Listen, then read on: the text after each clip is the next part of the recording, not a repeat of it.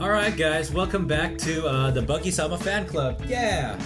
Woo! It's your boy Jahan here with Alex. and our special guest all the way out in Japan. John. Yeah! So yeah, we have had all the updates this week. Super excited to get this done. I'll have to insert here that we have spoilers in this. So we're going on the assumption that you read all the chapters, and if you haven't, go and do that and then check back in with us. To move right into it, we'll start with Bleach, as we always do. Chapter 601, Verge on Vermilion. Play on V's. Vermilion City, dude. It's where Lieutenant Surge is. I have a question. Is like this right here the actual cover? Like No. page 1? Cause no, wait, of the manga itself or the volume? Of the volume or the manga, whichever. Is it the actual cover of anything at all? It might be the cover for like, for the actual manga chapter. Like, I don't know if you've have you ever picked up like a Shonen Jump?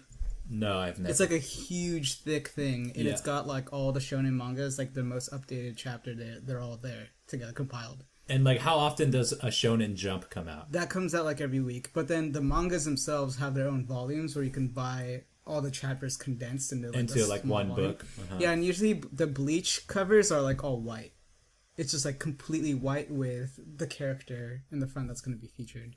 Okay. Yeah, so this probably, I'm guessing this isn't the volume cover, but it might be A chapter the cover for the chapter. But the chapters are usually like kind of like black and whitish.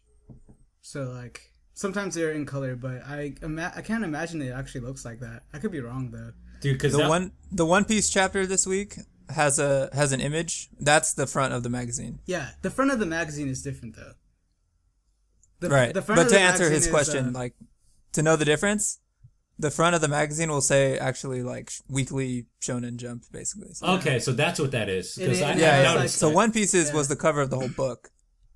which it usually, I feel like it usually is nowadays. But yeah, it has like all the Yeah, faces yeah. of the different characters of every series, and they're all kind of compiled together. I'm sure you've seen that before. Yeah, It's yeah, like, I've seen they them, I've scanned seen it them. onto the And like, they'll have like the significant characters in, like larger and like random smaller mangas with like Yeah, they they're, have like, a on the character in sides, there yeah. like really small, like a puppy or something like Yeah. that. Because I thought this was really cool how like everything is black except for like the little like plaid or checkered colored thing. And, Yeah. I think someone was saying it like it looks like a really cool phone cover or like a phone wallpaper. yeah, He does that. That's classic Kubo. classic Kubo. Put someone in a dope like pea coat or something and have him with a fucking sword. I want to get a sword and a peacoat now. Yeah. All right, so a quick go over of the chapter, super quick go over. Basically, Nemaya Oetsu, which is the guy that had created all Asauchi, comes out with this sword that was in like a casing of liquid. They Jelly, called it like yeah. gel. Yeah, it's just gel. And he basically takes down everyone. KY jelly. KY jelly. And then It's all he, lubed up. it's all, so he could like... That's why it's so slick. Dude. Yeah, That's Yeah, exactly. It's not because he has the thinnest blade in the world. It's because he lubed it up. No blood sticks. No shit sticks. Yeah, exactly. Oh god. So, Wait, hold on. I just want to point out something. So, what was the guy, the hooded dude? What was his name? Do we know what his name? was Pernita. Pernita. Pernita. And his letter Pernita. was C, the compulsory. So, I think John in the last podcast brought up how he looks like a penis, but I didn't really see it. But he really looks like a penis in that first page. Yeah. Like, Page 5 here, the first he panel. looks Like, like a dick. it's just like a white dick. yeah, it's just like it's just a chilling black there in the background. middle. Yeah. It looks like it's like the Valkyrie's dick. Like he's like erect and it's like... or like a sword hilt, like he's holding a sword, like, and you can't see him holding it. Oh, yeah. Oh, yeah, I see that. That's how insignificant he is. Dude, And it's his- Komamura lying down in the background with morning wood. His insignificance is further like established in this chapter. Like later. Yeah. So basically, this guy Oetsu comes through and he's just like wrecks on all the elite squad of the Stern Ritter, and yeah, it was kind of cool to see. So I guess my question, okay, so like if we go through, he like takes out, or he's explaining like that his sword is like wobbly. He's saying the forte, which is like right above the hilt of the sword, is like weak and wobbly, and like the Valkyrie's like, "Oh, your sword's whack. I'm gonna kill you," and he's like, "Oh, actually, you're gonna die," and he like slits him in half. Too easy, super swag. Gay Aizen's like, "What?"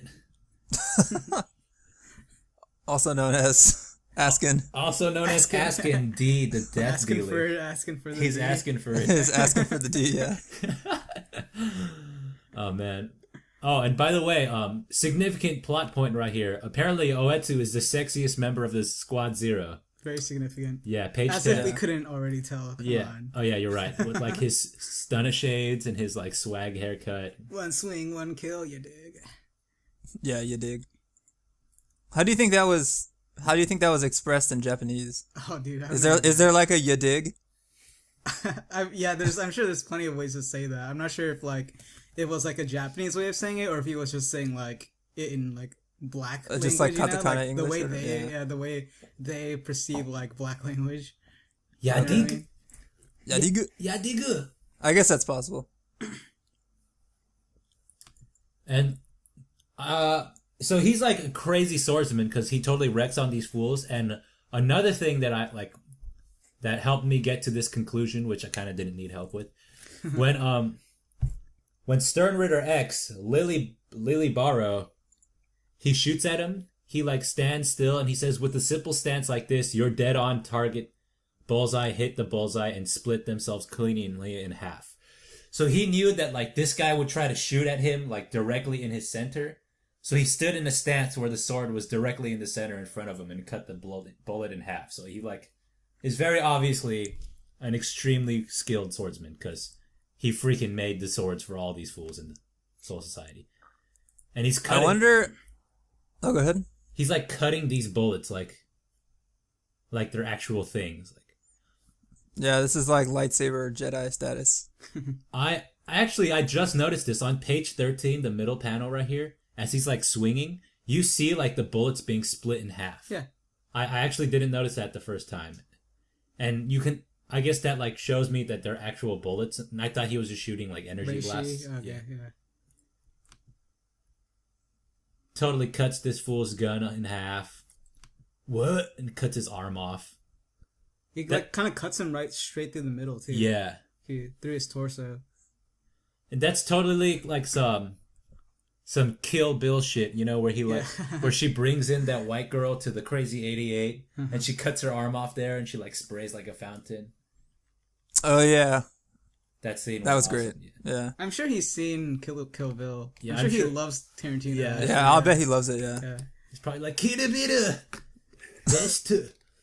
Oh yeah, and we're getting to the point where the uselessness and the general just like sadness of Stern Ritter C. Pernita is portrayed because like he's like, "What? My allies are getting sliced down. Oh, I guess I'll do something now." And then in the next panel, he just has a sword through his face, like done. Or whatever he has under there. Oh yeah, through the head. Through the shaft. What if he was a penis? Like He really was just a penis, Just a like- dick. Yeah. And it's just like one of Kubo's like little like sexual innuendos that he keeps like trying to. He actually like brought a penis to the editors. Like, this is his design. They're like, no, put a fucking jacket on it or something. Like, all right. Dude, yeah, this guy's death might as well have been off screen. Yeah. Although it's kind of gangster. He just like, It was He hops like- the movement yeah. of it was like really yeah. like to like throw your sword is like an ultimate gamble because you have to like guarantee that it's gonna hit the target and kill him, and you're like without a weapon afterwards. So like, it's just like it sort of exemplifies like overconfidence. yeah. Or I guess a lot of confidence. Yeah. In itself. Yeah. and swag. In swag, yellow swag. I was Dude, yellow I was wondering if this sword is actually like his original, like how everyone has their own Zanpakuto. I was wondering if this is his or it's just another sword that he made. I Well, think he it's says it one was of the like thousand. I think it was the first one he had ever made because he said it was a failed creation. Or I don't know. It could have been- I guess yeah. It it could could have just been an afterwards. experimental one. Yeah. I wouldn't say it was the first one. Yeah. I I'm guess, like, wondering if it has a soul in it though, or if it's just a sword. that's just like super Yeah, just one that he made. Cool, well, Since he makes swords, I guess. but the thing is, like, he makes like they're called asauchis, right?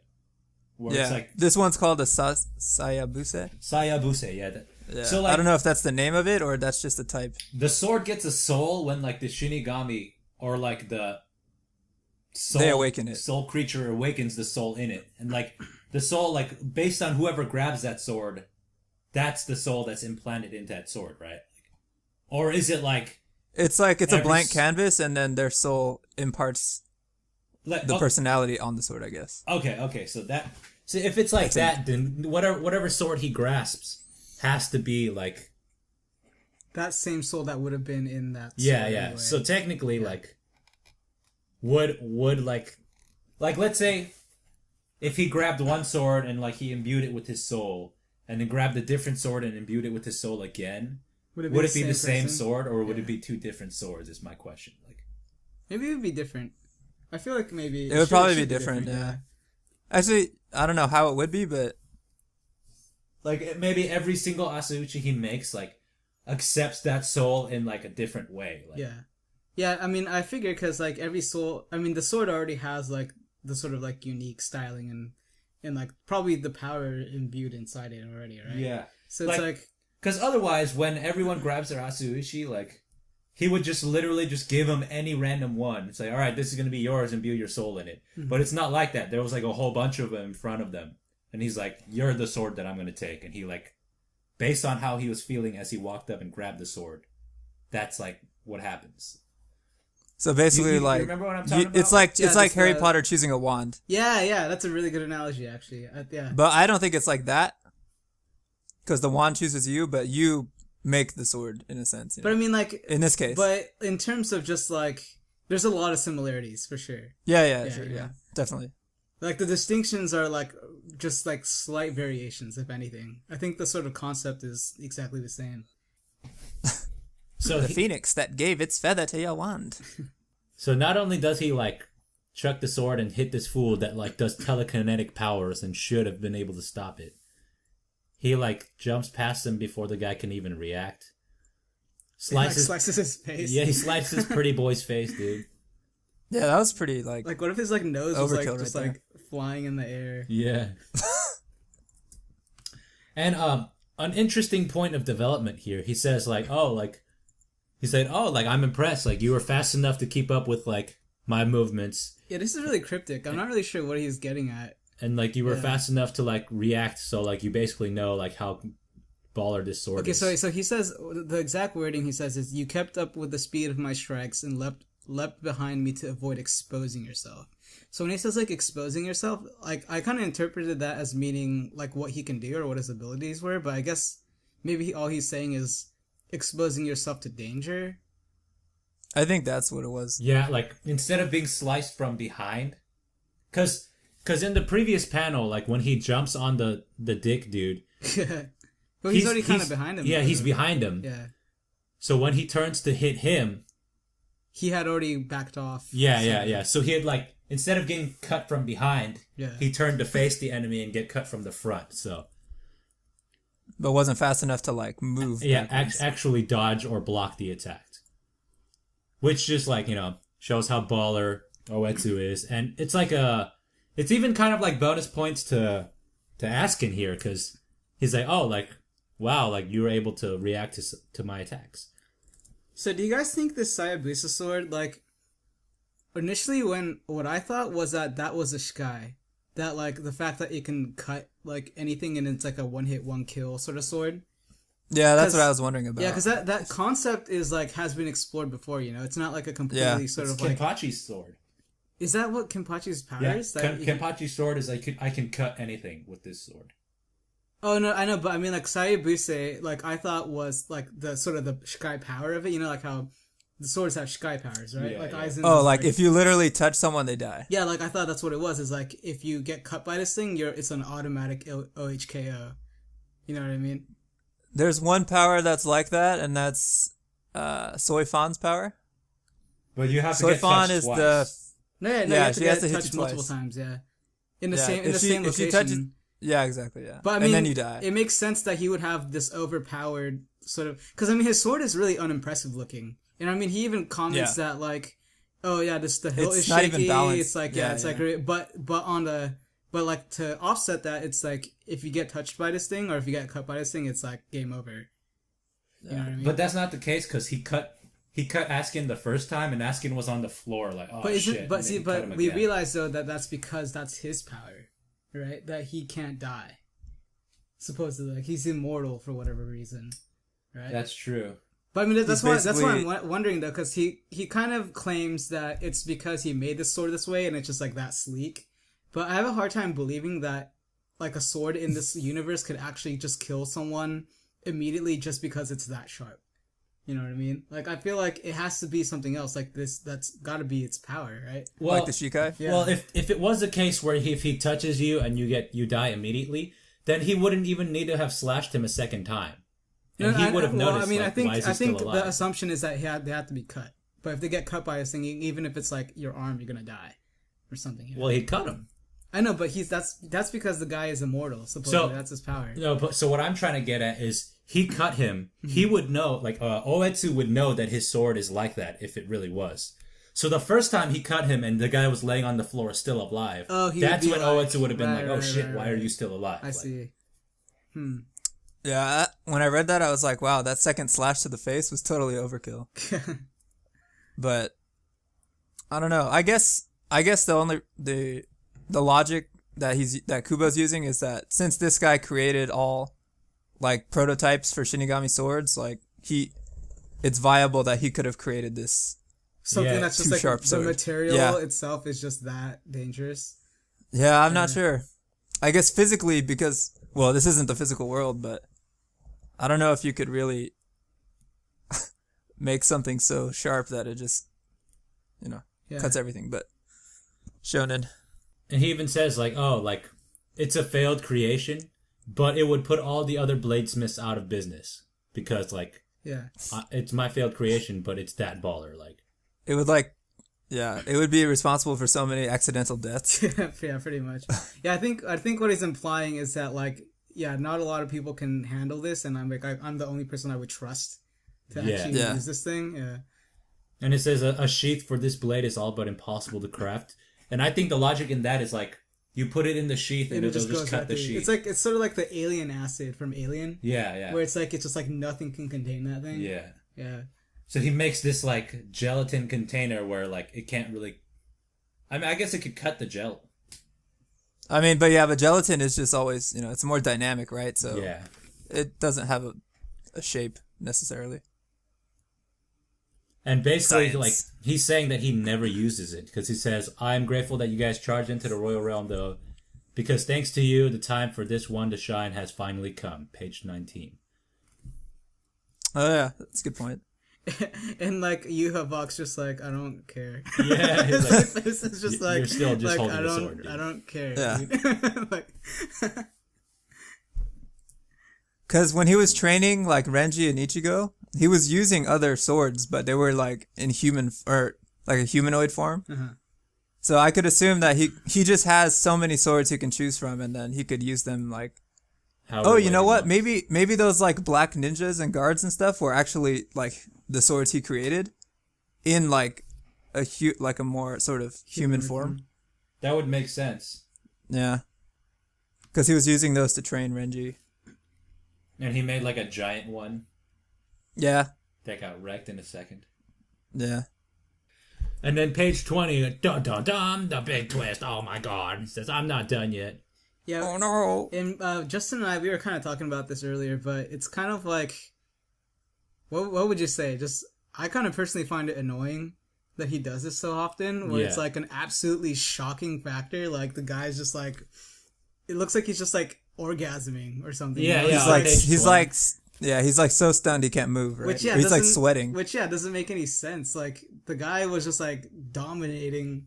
Like crazy just a second ago, just because this guy's like not dead technically. He basically didn't come close to getting hit once. Yeah, and he's gonna lose his shit now just because this guy's like alive. Like I feel like a guy who's that smart and that skilled and that knowledgeable about just combat would just be like, well, doesn't really surprise me because I mean there's just some crazy shit around here in this universe. And Yeah. how do I deal with this? But no, instead he's just like I would see the surprise in that like the second swing he did when he was laying on the floor would like in his mind have guaranteed the kill. yeah.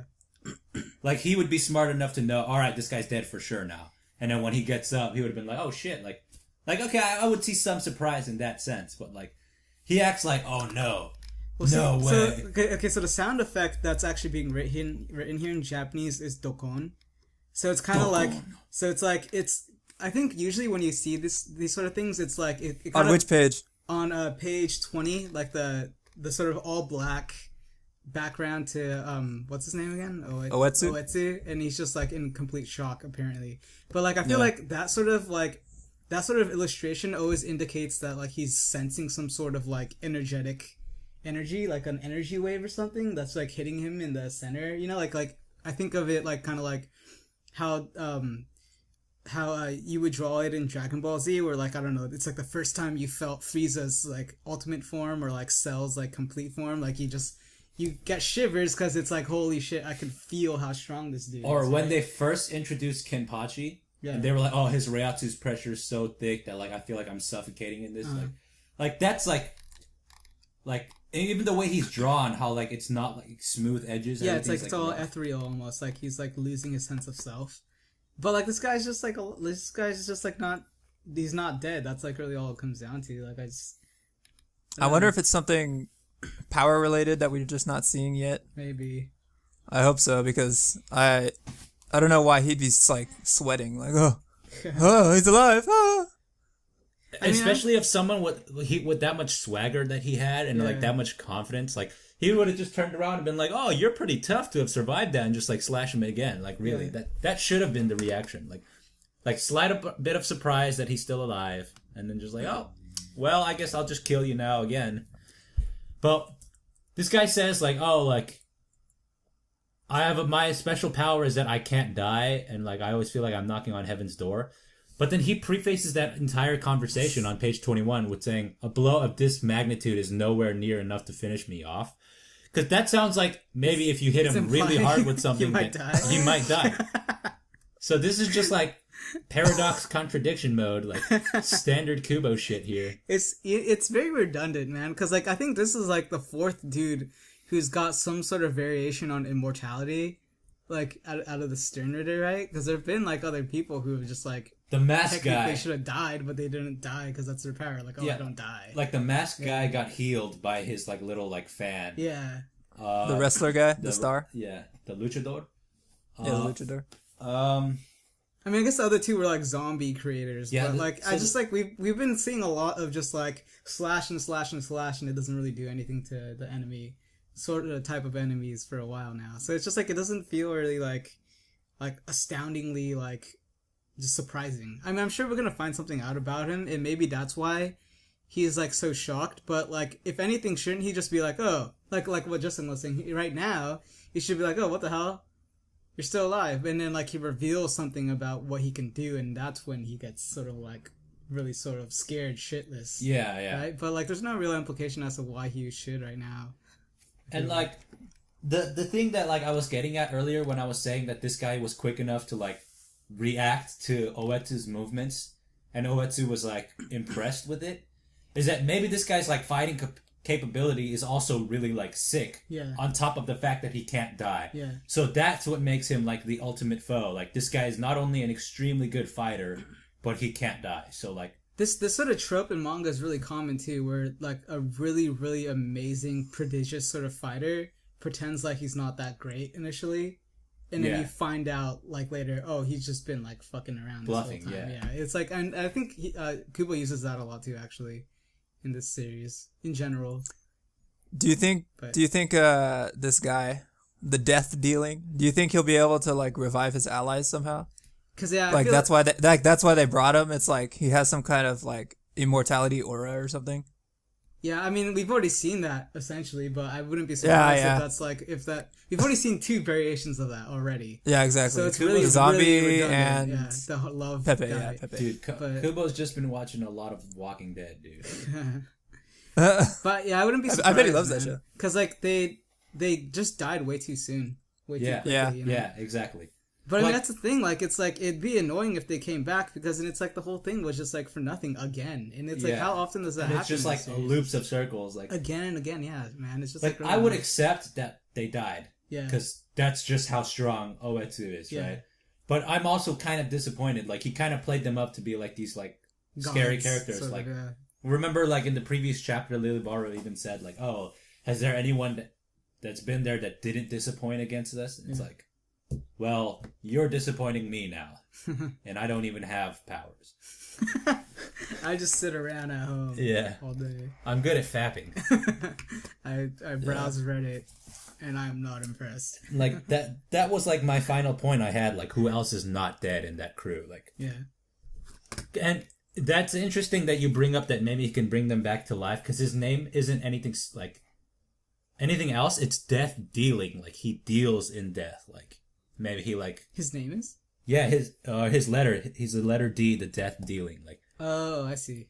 maybe he like has a contract with death. Like oh maybe all right, I'll give you this guy. You give me this guy back. You and, know, like, we'll fight. you know what he reminds me of is the guy from Naruto, the Akatsuki guy, the guy who's like immortal. Yeah, Hidan. Yeah, Hidan. Yeah, because like even the dialogue where he's like, "I always feel like I'm knocking on heaven's door," is like very similar to what Hidan would say, right? Like, And he's like licking his blood Yeah. too. Yeah, It's very Hidan-esque. yeah, Hidan was like one of my favorite characters. dude, he was awesome. Hidan was he was he was freaking Hidan awesome. was so thug, just like We're talking about the guy with this blood scythe, right? Blood scythe. yeah. He was Where he great. makes the little symbol on the ground. He's like, if The you're in my rich- symbol, you he's can't like win. he's really into his religion. Yeah. Yeah, Just like, he's just so degaff about everything else, but like when it comes to his religion, he's like really, really dedicated and Yeah. stuff.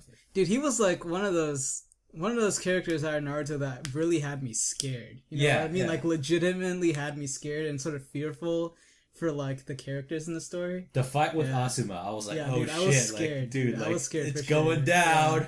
Yeah. I knew like I was like, how are they gonna get out of this? Like, don't tell me like they're actually gonna die. But it's definitely in the back of the head. Like, dude, someone's gonna die. Yeah. Like they're all gonna die. Fuck, man. Yeah. All right, predictions for next week. They're just gonna... Actually, you know what? The way it's set up right now, they're gonna go on to like expand on Askin here, but I feel like Kubo may Kubo this up and like just go to Ichigo and like see where their progress is in coming to the Soul Society. And another thing, since they had Nah, like, he won't show that. They'll show up like right when things are looking at the Really worst. bad, yeah. It's like I think Yeah. it's when Juha Bach is That's, like, starting typical. to like take over and like own everyone. I think that's when we're gonna see, Ichigo's on his way, kind of like Goku, sort of, right? Yeah, It's like, exactly. It's yeah. like everyone's getting their ass kicked and like Goku's on his way in the space machine thing, and he's like ready to fight. Chad will save the day. Chad. Well, you were in the middle of saying something though. What were you gonna say? I don't know. Lost your place. Freaking John. Oh, my bad. Oh no, okay, so I was gonna say like it'll cut to like Ichigo and their progress and coming here and like honestly I don't think it's gonna be like that. I think it's gonna show Ichigo and like Urahara and stuff. Okay, hold on. I remember what I was gonna say. Because you know how they had set up this illusion in the Soul King's area Yeah. to where like the Stern Ritter didn't know where they were going? Well, maybe that same illusion is going to work like a double-sided blade and mess with Ichigo and that crew, and they don't know where they're going. They're just like lost somewhere. If only Kubo thought like Oda, that would happen. But they also have that guy in there with them that has a map to the entire Soul King's palace. Yeah. So that's the counterpoint. Yeah. All right. That'll wrap it up for the Bleach discussion this week. So yeah, well, I don't know. I was down. I liked what happened. It was a cool episode. Or Yeah, I chapter. enjoyed it. Yeah. General consensus, good. All right, to move on to Naruto, chapter 696, Naruto and Sasuke 3. How did they say that, Alex? What? Naruto! Naruto! And Sasuke. can you imagine if they like hired that voice actor? Sasuke. Sasuke. The anime would be canceled. It's like Akira, dude. Like, Kaneda, right? What's the other one? Kaneda and Tetsuo. Yeah. You know what I'm talking about? I don't know what that is. Oh, dude, it's Akira, dude. Are you Akira's talking about the most- movie? No, I'm talking about the manga, but I'm sure it's like that in the movie too. It is exactly Actually, I like haven't that. seen the anime yet. I've only read the manga. Okay, so The movie is exactly like that. actually, AJ was telling me about this thing that he reads called Akira. Is that the same thing? Yeah, it probably Akira? is, yeah. Dude, okay, Yeah. he's like super into that. Yeah, And I it's tried- like, dude, it's like the OG sort of like, I forget what the genre is called. Just like apocalyptic, It's like science sci-fi. fiction. Yeah, sci-fi, apocalyptic. It's like the OG manga that did that. It was like, it's like I think cited as like the anime that like made anime popular in the Western culture. Really? Yeah, because Yeah, like all the way people from the tell me- 80s or something. Yeah, people tell me that like Akira made it, or Akira, the anime was, or the movie was way more popular in the West than in Yeah. Japan. I saw it. It was alright. Is it something that like Western culture embraces more, like real life stuff? I don't Not know at about, all. no, yeah, no, not at all. But I know Kanye West is like hugely, he finds it hugely inspirational. I think like some What? of his, Are you yeah, dude, serious? he loves Akira. All right, I'm gonna have to go read Akira then. Dude, some of his music videos. He doesn't read it though. are- He probably watched Yeah, it. he watched it, I'm sure. But like, I know some of his music videos were inspired by the anime. I mean, it definitely has some like unforgettable imagery in the anime. Like it, I bet for its time it was probably really, Revolutionary, I'm sure. yeah, really revolutionary. Well, we're getting a little off topic, but all I was trying to bring up was that the Kaneda Tetsuo like dynamic is very similar Yeah. to Naruto and Sasuke, where they're just constantly yelling each other's names, like over and over again. Now to get into the actual chapter and none of this talk about Akira and other stuff that doesn't matter. Akira. Basically, this chapter is like, just like a discuss. Like the entire chapter is just like a discussion of their ideas and why it matters. Again. Yeah, which is the previous chapter, Yeah. and maybe even the chapter before that. But I think what it is like I think Kishimoto didn't really do a good job of it, so he's kind of Yeah. like overcompensating by trying to like really nail it in. uh-huh. Because like I think like really like you can get these sort of ideals done a lot easier. Like simple is better. You know what I mean? Think simple. Simple, yeah. So like I don't know. It seems No like one gets that joke. except us. I think that yeah, I feel like it's overcompensation. You know, like he didn't really make it clear, like in through action, and so he has to just like do it over and over again through dialogue, which is I think is a huge mistake. I hope it ends with this chapter though, because he only has X amount of chapters left before this is over, right? Yeah, you know, it did go back to like pretty like combat-y sort of action stuff. At the end of it, it did, which is Yeah. cool. Which is I was kind of surprised actually that Well deserved. Yeah. All right. And basically, to go over like the first half of this chapter, like they just state their ideas and why they matter. And Sasuke's idea is that like the system didn't work before and you have to fix it, which Naruto agrees with. But he's saying that, but Naruto's point is that now we have fixed it. We have this unity amongst all the villages and stuff. And like Sasuke's point is that that's only because we had this common enemy, and now that you and I have, temporary. we've defeated the common enemy. It's just gonna go back to the way it was, just like before. And His argument is that he feels like he knows the true nature of humanity, and what that is that eventually it's gonna go back to being the way it was. Leviathan. Yeah, Leviathan. Leviathan? Yeah, that was this book that someone wrote way back when. This philosopher, I think like Rousseau or something like that. No, Voltaire or some shit like that. He wrote this book called Leviathan. I think it's Voltaire. And Yeah, it was like humans in their general nature are like evil, and thus they need like society and they need rules established to like control them. Humans in general are like tribal. So this structure of 5 separate villages is in itself human nature's Yeah. need for like tribalism. And like tribalism can't sustain peace because naturally And even new generations, they feel that sort of like, no, we have our customs are the best, or our way of doing things is the best. So it's even just gonna amongst the change. villages, Yeah. there's clans, and it's apparent in the clans too. There's like clan Who's warfare and better stuff. and, I like, guess. who's- Yeah, exactly. Who's better? And it would be nice if it was yeah. just like competition, like, oh, we make the better ninjas, or like, but it's not. It's like Fuck you and your ninjas. They need to hold some like ninja UN and like ninja Olympics. Ninja Olympics, the tuning exams, basically. Yeah, that is. Yeah, tuning exams is pretty much. They need some events to bring the villages together in harmony. Ninja World Cup. All the events are like best like kunai throwers. Yeah. Yeah, exactly. Konoha wins the Rasengan event every time. Who can toss choji the farthest? Who can eat the most bowls of ramen? Yeah, exactly.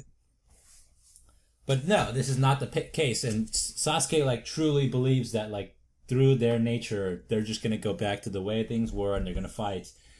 And like, even though like, and Naruto's belief is that they can like keep unity, and as long as he's alive and like in charge, he can enforce that. Which I believe, like, as long as Naruto's there, no one's gonna step out of line. Like, no one wants the wrath of Naruto, right? Well, no, I don't think Naruto's that naive. I think he does believe that. I think he knows that it's possible, but I think his point is that you do what you can with what you have and where you are. Yeah. Like, I think his point is like, yeah, so maybe there will be some asshole who comes along and tries to really sort of disrupt the harmony, but then that's what we're here for, and that's what we do. And all we can do is to try to raise, like, people in the next generation that have the same sort of mindset, and they'll go out of their way to help other people. Is, like, I think what he believes, you know? And yeah, I agree, and I think, like, with their fist bump, Sasuke knows what Naruto's thinking, and he believes that too. But I think Sasuke knows that it's only gonna like matter, or it's only gonna work for as long as like we can hold it for like. Right, because eventually that stuff dilutes, you know? Yeah. Like, the whole reason why Naruto's resolve is so big is because he was a victim of it, specifically. So, Same like, Sasuke. so as he helps the next generation, like, they're probably not going to have to deal with it as much because they're going to be there to help those people out, and they're not going to be as empathetic to that sort of problem, and eventually it's just going to cycle over. Which is not going to be a problem that they have lived through, so they won't care that's about. exactly, I think, what Sasuke is making an argument for. But unfortunately, I think the argument here is, with Naruto, I think what it really boils down to is what he's saying is like, yeah, you know, like, it's gonna happen, but like you don't like solve that problem by controlling them, like, because that's also like sort of like abusive too in and of itself, and it's like, how is that? That's really, basically like fascistic. Yeah, it's like, how is that really any better than this one person dealing with this sort of problem? Like, you're just gonna force them all to live a lie? Like, that's not really the solution either. Naruto's basically like capitalism, and Sasuke's true communism or something like that. I think, but what Sasuke's talking about more is like not so much control. Now he's kind of laying it out like, I'll just be the enemy. Like, I'll go around maybe like fucking up people's shit, or I'll be the one that everyone can like rally against. I don't know if Sasuke's like it's still kind of it's not like it's not like Madara's like, oh, I'm literally gonna control everybody. Yeah, it's okay. Yeah, there's definitely a distinction there, but it's still control, though. I mean, he's gonna. It is. It's like, he's gonna you're breaking create a facade. Yeah, he's gonna like make them all. I mean, at the end of the day, they're both illusions, right? One is forced upon the community, but the other one is also kind of forced upon the community. It's like, I'm gonna make them believe that I'm this like gigantic asshole, and I'm just gonna rain terror on them for the rest of their lives, for all of eternity, so that they all feel the need to be tribal together against me, right? But the like really ridiculous part of his plan is like, he plans to kill all of the leaders. So basically, it would be just like a bunch of lost, like, chaotic societies, kind of like, oh, we have an enemy, but we don't have a leader, so we're just gonna plunge into like civil war eventually, and yeah, I know, and like all this turmoil is gonna spread. They're gonna try to like, get their own leaders. Like, exactly. other leaders are just gonna come up and try to take up the new reigns, and they're both. I mean, I think Sasuke is definitely very naive. Yeah, they both are. Part, yeah. But they're like teenagers. Like, what the hell do they know? Yeah, they're like 16, this is like the dude, problem with like putting the fate of the world on like the back of 16-year-olds. They're trying to have like philosophical discussions about this stuff, and like they don't know shit, dude. Yeah. They need to go read a couple more books and age a couple more years and before go to college. You know, graduate grad school. Yeah. Understand that there's only a certain amount of expertise you can have in a certain field. I do like one thing though about this. Like, I just realized it's kind of a nice little touch. I guess it's symbolic touch. Probably painfully obvious, but not because we're not Japanese, but like Hokage literally means like fire shadow, right? Yeah. And he's like, I want to. My meaning of Hokage is like, I'll live in the shadows. And yeah. Well, I'll so Kage is take the shadow. fire. Kage is shadow. So like literally Yeah. all 5 of them are just the element followed by shadow. So like Rai is like thunder. So it's like thunder shadow. Yeah. Yeah. And Mizukage And it's kind of a nice obviously little tie-in. water shadow. Yeah. Because he's like, Hokage to me is I'll live in the shadows and I'll take all of the heat, basically. So Take nice all the little heat. symbolic tie-in that I didn't realize till like when I reread it. Good job, Kishi. But to Literary points. to like move on with that point, is he basically like saying that with the power of like the tailed beast and with his eye power he'll become immortal? Yeah, I mean that's also kind of naive too. It's like I think he's literally saying, "Hey, yeah, I'll figure it out."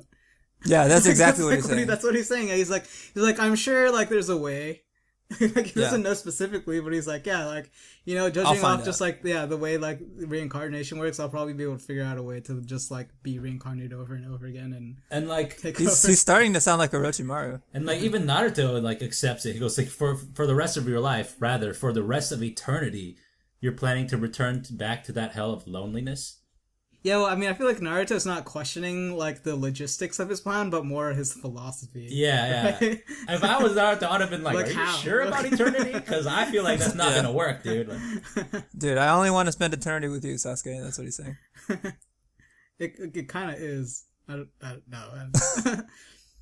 But that's the thing. Like, as soon as Naruto dies, his soul gets reincarnated somewhere too. Not that it would instantly be like as powerful as Naruto, but Sasuke will always have to deal with Some Ashura's rebeller, chakra. Yeah. If he plans to go the immortal route. Sounds kind of like Matrixy a little bit. The one will always resurface every time. Yeah, exactly. As soon as you can kill the one, but it'll be the same anomaly will repeat itself. I know. God, that movie's fucking good. Yeah, I know. I know. Kung Wait, Fu. I know? I know That's like Kung Han Fu. Solo, bro. I know Kung Fu. Sure. Oh, I know Kung Fu. So that's like the bulk of talking points in the chapter, and then it gets to like well-deserved awesomeness. Is it awesome though? It is awesome. The fighting. Their fighting was awesome. Like, Is it awesome? shut up, John. Well, I mean, it's like it's on a high scale dynamic, but I mean, I would definitely expect more, but no. There's certain inconsistencies with the fight too. That Like the fact that Kinda hard to Naruto's bug. flying in the. Oh yeah, wait, no, he can fly. Yeah. That's why he's flying. now we'll get to it, but my sort of issue I have is how he's like low on energy while Sasuke is able to throw shit like left and right like it's not a big deal. Like they both have the same ethereal powers, right? I don't understand. Like Sasuke took on the other half of the tailed beast now. So But why he is it also that- has the eye power. Uh-huh. Like Sasuke had like his vast chakra plus eye power, and then he took on like half of like the tailed beast. Wait, what vast chakra? What vast chakra? Sasuke had a lot of chakra too. Like I don't think he's ever been depicted as someone with vast amounts of chakra. That's always been something that's been specifically towards Naruto. well, he's never been shown to have little amount of chakra. Like Kakashi has. I think he's always been just kind of like moderate. Like I don't think he was boasted to have like huge. Nah, amounts of he chakra. has to have a lot more than other people. Like not many. People Naruto can do definitely a lot has of more. those things. Like, Yeah, Naruto's the bottom line definitely- is Naruto has more. Yeah. Yeah, But one could argue like Sasuke just absorbed like yeah, the other chakras. that's what I'm so- saying. Yeah. Right, but Now I know, got- but so now he's got like a similar amount of chakra with him, right? So why was he like just tanking Naruto like no? Well, I guess Naruto wasn't really trying that hard. But then, so why is Naruto like out of energy then? That's the thing. I don't understand that either. And like yeah, and I don't know how Naruto's like, out of. Yeah, I don't understand how he's out of energy. And like he used like 3 Bijudama and he's like exhausted. Well, he also made shadow clones, and that exhausts energy. Yeah, but he was. I mean, yeah, That's but true. but yeah, you're talking about having like on the level of a bunch of tailed beasts. Like, why is it that he's okay? So they're both using tailed beast energy, right? And so Naruto makes shadow clones and he shoots like 4 Bijudamas, or I think it was 3 Bijudamas. And Sasuke literally just shoots back and repels all 3 of them, and he's completely fine. Like the level of energy, if the level of energy is that high that Naruto is like out of energy by doing that, then why doesn't that apply to Sasuke either? They have the same amount of energy. If anything, Naruto should have more. I think it's just kind of like it's supposed to be thematic, but it doesn't make any sense like in terms of logistics. Like it's more entertaining if Naruto is the underdog in the situation, yeah. But it doesn't make any sense though. Is what I'm saying. It's like it's inconsistent to me. The one thing that bothers me more is that like Sasuke can so easily absorb the like it's no big deal. Like he doesn't even have the Gita Mazo. He just he's just like Susanoo will now be the Gita Susanoo's Mazo. are gonna like that's where did that come from? That was my he can like that harness that energy so easily. Yeah, it doesn't make any sense to me. That was my point of complaint. Like how did like he didn't absorb them into his body, otherwise he would look weird. He just put him into Susanoo. Like I would give him credit that he's like a master of Susanoo use, but he's not a master of like tailed beast chakra. There wasn't even like especially any not that much chakra. There wasn't any indication that was the purpose of Susanoo or Susanoo could even function that way either. Yeah. It just kind of was like pulled out of nowhere. It kind of like ruins the whole sort of like the logic of the story that's been created about these tailed beasts and how like just even putting one of them inside someone's body takes like a whole ritual, huge toll. Yeah, and just like and he's just gonna like. I mean, I guess what Kishi's kind of banking on is the fact that like Sasuke at this point is kind of like half the sage. So it's like I guess if he's kind of like the sage and he can kind of do that, but it's definitely and the eye powers give him the ability to control. Yeah, it takes away beast, but he's not controlling wills. He's controlling a vast amount of chakra. Like this is like if you took like 10,000 Viagra pills at the same time, and you're like, all right, let's see if my heart can handle this shit. The Sasuke's just like, all right, no big deal. That's an interesting analogy. have you tried? Not 10,000. but he has. Just for shits, just to see you. No, I've never tried Viagra. It's a lie. It's good recovery, dude. I'm not farting, by the way. This leather couch is like... Dude, it smells like ass, dude. Stop. It smells like cow's ass. So, like, they basically get down with his clones and stuff, and typical, his clones are weak. And... I think there's never a time where the clones aren't just... useless. Yeah. On, like, a fighting scale, they're always useless. On, like a I tricked you scale, like they've been pretty great, yeah. Dude, they've been like way more than great. That's just been clutch, but like when he uses them to fight, it's just like, dude, stop. But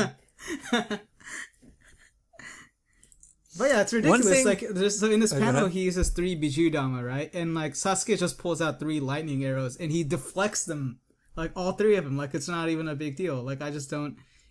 I mean, if they exerted the same amount of energy, then they should both be like out of it. Right. I think what's more is like this kind of goes back into like Bleach. Like what Kubo does ad nauseum is like what we just saw this week is like someone will dominate and then like at the end it'll be like a twist and then the tides will turn for the next chapter. I think like in this case what we're seeing is like, oh shit, Sasuke just got this big power up, but the most we see him do is like deflect some Bijudama. That's supposed to be like the scary thing that Sasuke can do. I would rather see more of like a huge struggle for Naruto. Like Naruto's just getting his ass kicked, but not, like I don't feel that at all. It's kind of just like Sasuke is standing there with his like arrows, like, all right, come at me, bro. I'm waiting for you. I'd rather see Naruto get like his ass beaten, man. I disagree. I think that there should be I don't know. They should be kind of like on the same level, and they should be like going all out. But if he's gonna pull this card of like, okay, I'm gonna absorb all these chakras and it's gonna make me insane. Yeah. And he actually says like, right now I'm the strongest living thing on the planet. That's what I'm saying. Here's how I see it. I think that it should be a lot more similar to the sort of Goku versus Majin Vegeta fight, where Majin. I don't remember that fight. Dude, that one's so epic. How can you not remember that? It's like the dynamic of the characters are so similar too. Naruto and Sasuke and Goku and Vegeta. But like Vegeta takes on the Majin power to be able to fight on the level of Goku. And so that's kind of really similar where Sasuke, I remember he does that. I just don't remember the fight details. Dude, it's pretty insane. Okay, how I think about this is they were like on par on the same level before Sasuke absorbed all that chakra. And then by absorbing all that chakra, he just became like a large step above Naruto. That's how I saw this whole exchange. Like, if Sasuke didn't absorb any of that chakra, then it would have been an even fight all the way to the end. But since that Sasuke has absorbed all this, he's become like way far past Naruto. Like, Naruto having all that chakra in him put him on Sasuke's level. Like, that's how I saw this whole thing. Like, yeah, and like furthermore, I didn't even feel Sasuke's like killing intent, because he's just been saying like, I'm gonna kill you, I have to kill you, that's my goal, I have to kill you. And like this whole time he's kind of just like, he's standing there like with his arrow like notched and ready to fire, but he's not doing anything. He's just like, okay, I'll reflect your shots. Are you serious yet? Are you getting serious yet? Like, come on now. Like, he opened the fight. I need Sasuke to be like going ham on Naruto if he's serious about killing him. He like opened the fight with like a fireball attack. Like, come on, dude. Like, that's child's play shit. And then he like teleported behind him and didn't kill him. Like, if he used a teleport behind someone thing, you gotta kill him. But he was like, oh, I'll hit you with a Raikiri that won't kill you. It'll just knock you back. Like, I'm gonna go back to the Goku Majin Vegeta thing, and also similarly to Hashirama and Madara. Like, what I'm expecting out of these two is what I was expecting out of the original Madara Hashirama battle, which is two like godly characters fighting on godly tiers, and they're just like pulling out all the stops to even be able to like one up the other, by even if it's by like a decimal point of strength. Like, that's what it takes, because they're just that high up on that level.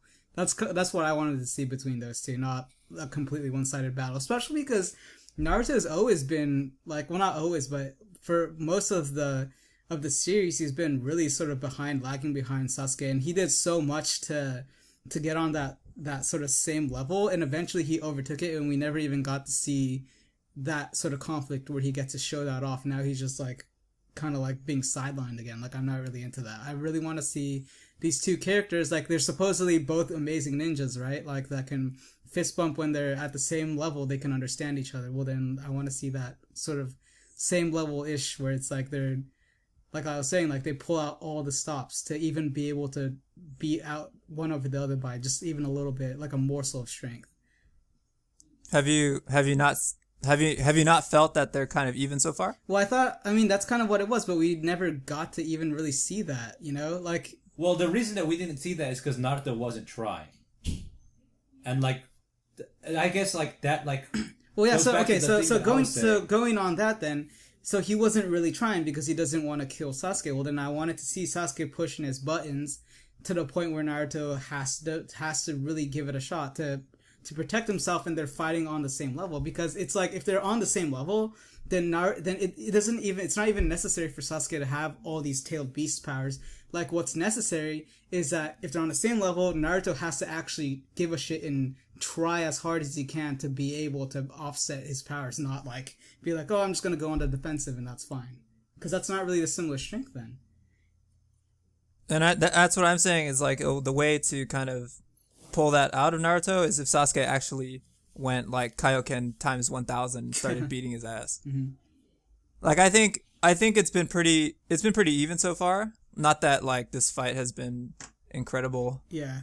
Or like that memorable so far. Yeah, I agree. But like, I need to see just more of those like peaks and valleys, and like, if the peak here was that Sasuke got this, all this chakra, and the most he did was just kind of like make Naruto tired.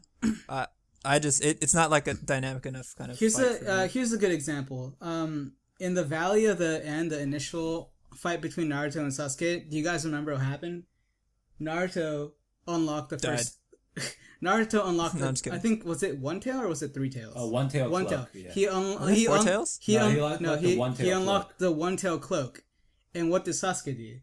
He unlocked the third dot. Right, and like, it was fucking crazy and it was awesome. They went toe to toe together, and they were fighting it out to like the brink of their power and pushing themselves as far as they could to barely even go up one over the other. And that's not what's going on. Yeah, but that's here. what I'm saying is like, as soon as Naruto got that cloak, he started wailing on Sasuke, right? Yeah, and then but then memory? Sasuke got the sort of thing, and then they were even. That's pretty much. that's what I need to see. That's all. I'm saying. That's what I've been saying. That's what I've been saying this whole time. Really? Yeah.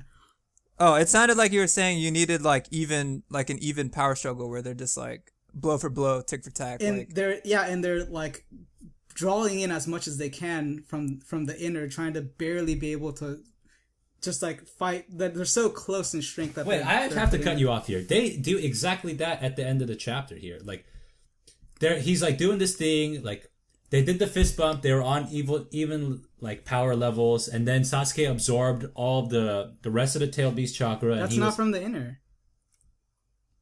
Okay, I mean, it's not a. I mean, not to mention it's incredibly inconsistent with everything that's been. But it happened. So we're going on it that. Does well, happen. It does happen. Okay, you can't just say that because that's what we're arguing. That's part of the argument. Well, if you let me finish what I'm saying, so he absorbs the rest of the chakra, and he's a step ahead of Naruto, and Naruto needs to like come up with something to like do something, dude, otherwise he's gonna get killed. It's not just a step, man.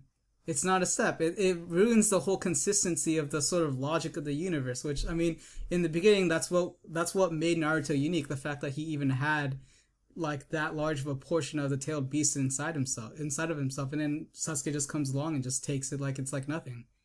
That totally like upsets the whole sort of power balancing of this thing. It's not the same.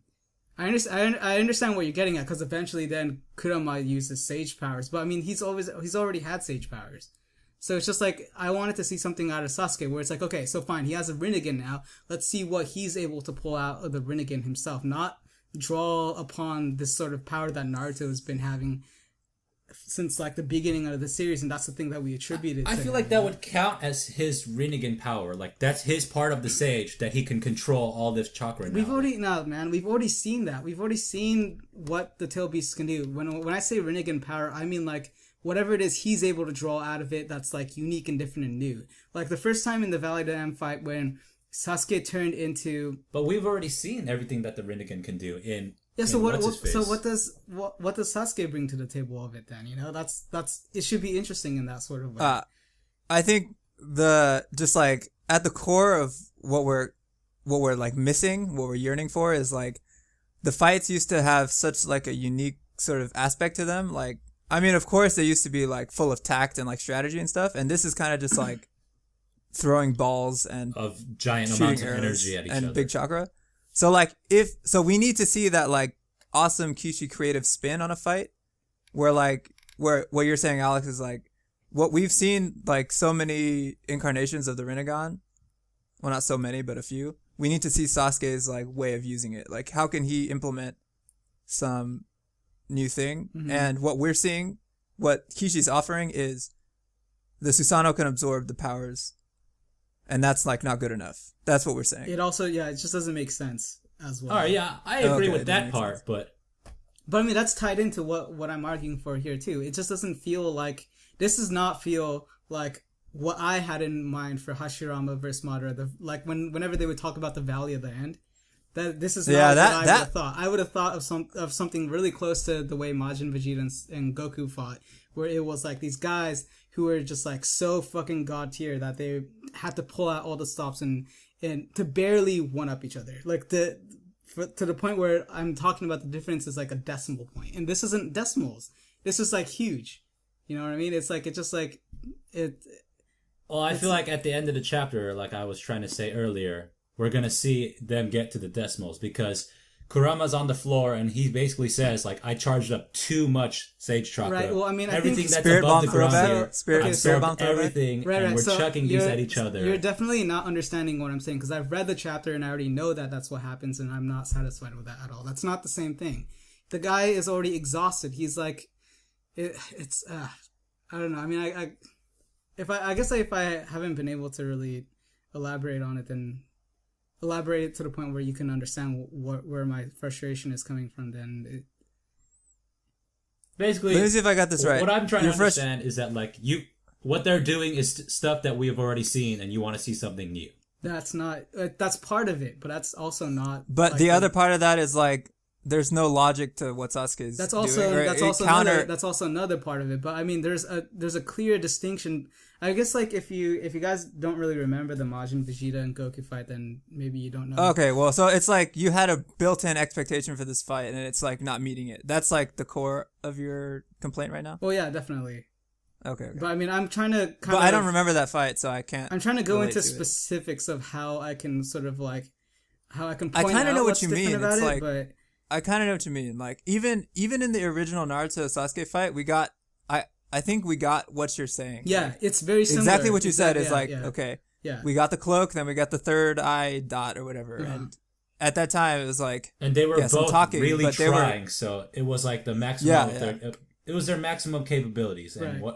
what we're seeing here is like Naruto's like, oh, I don't want to kill you, and Sasuke is like on the defensive, blocking stuff and not trying to kill him, even though he's saying he is. Like, I understand like the like individual points of everything that you're saying, but Yeah. like, and actually I agree.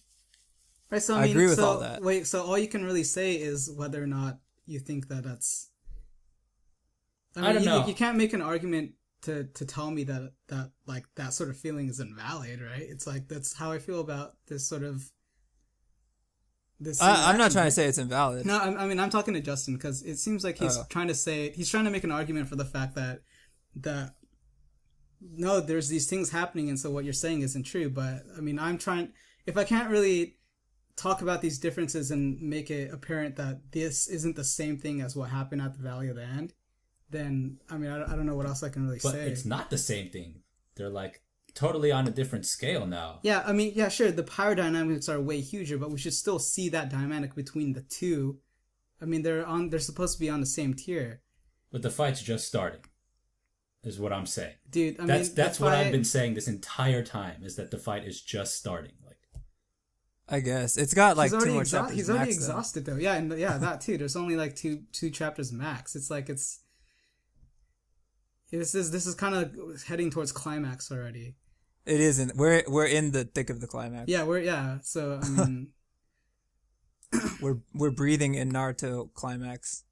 like the only like part about this fight, like I accepted that like he absorbed, like I think it's stupid that he did it, but I accepted that he absorbed the rest of the tailed beast chakra, and that's his power up. And for Naruto, his power up is he absorbed all the living chakra there is at the Valley of the End on a giant scale, because Kurama is giant.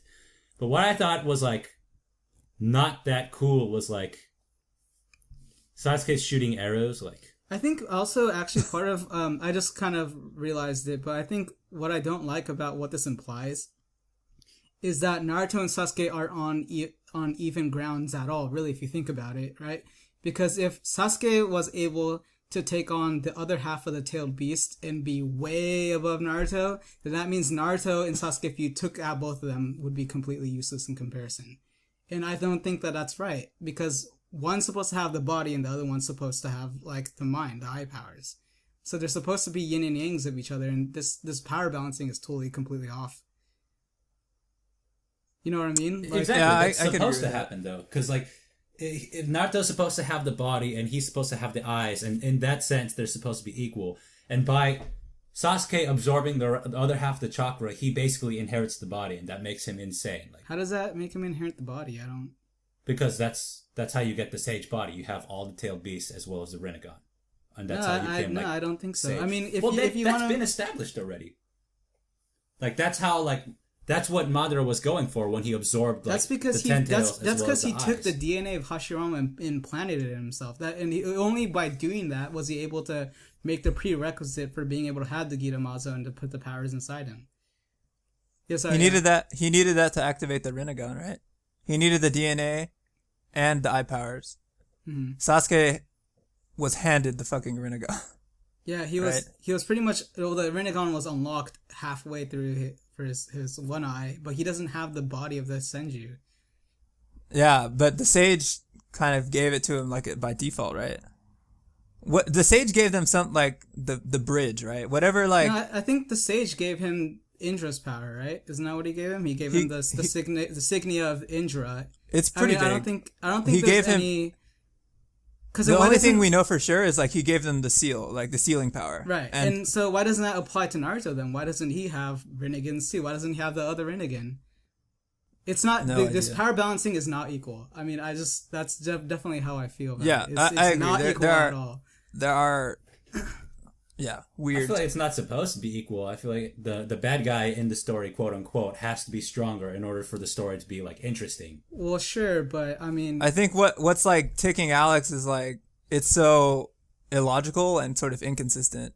Right? That is true. It is illogical. This needs to happen. This needs to happen. You're right, like Justin. Like Sasuke should be at this point on another level, which I guess he is. But to me, I think that hasn't been thoroughly or effectively demonstrated. And I'm just gonna make the argument that I don't think so. I don't think he has to be overwhelming because we already saw that through Kaguya, and the climactic battle of the rescue retrieve Sasuke arc felt incredibly climactic to me, and those were two people like villain and protagonist at like match on match power strengths, and it was very, very satisfying. So I don't think he needs to be overwhelming like that. I think that they should just be like I think that they should be very similar in power strengths, but all together on another level compared to everyone else.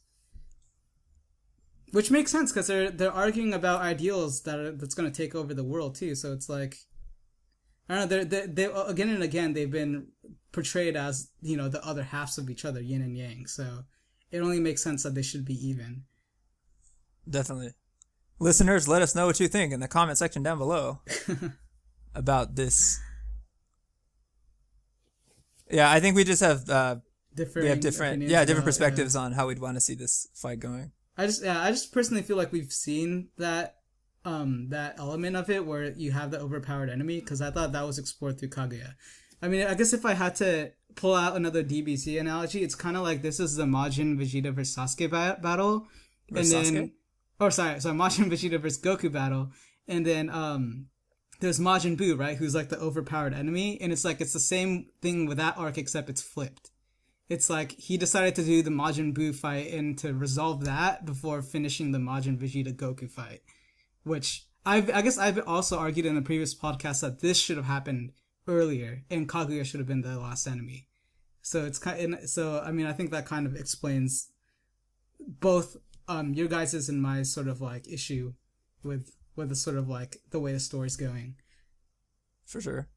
No, I understand what you're saying, but do you understand like what we're saying? Which is that the last final boss should be overpowering the protagonist, and the protagonist should be kind of like an underdog against them. I think we just need, like what I was saying is like every fight needs those highs and lows, right? Yeah. We're supposed to be seeing Sasuke's high point, and to me it's like this. It's not like this. So then Naruto is able to bounce back and even it, because by the end of this I feel it's even again. Naruto gets like that big energy boost. The natural energy boost, and then he's got like the double three-headed fucking. That's what I'm saying. Kurama, yeah. And so I just needed more of like, more Sasuke. Even their first like Valley, and then of more the Naruto, fight, and then more Sasuke. Even their first like Valley of the End fight, Sasuke was like whooping on his ass, and then Naruto like picked up the chakra cloak because he needed to, and then like once he had the chakra cloak, he was whooping on Sasuke's ass, and then Sasuke whips out his like little like cursed seal thing plus the third eye, and then they do their final like my strong attack versus your strong attack, and it resolves the fight there. Like so we did see that in that exact fight, and like or kind of seeing it now, but on like a logical like why did this happen this way scale. Like Naruto absorbing all that sage chakra, that made sense to me because that's something that Naruto can do, and that's something that would make sense. But like the only like real like complaint I had with what was going on here was Sasuke absorbing all the tailed beast chakra into Susanoo, like it was just like something he's been doing for years. Like that's the only real thing that I had a problem with so far.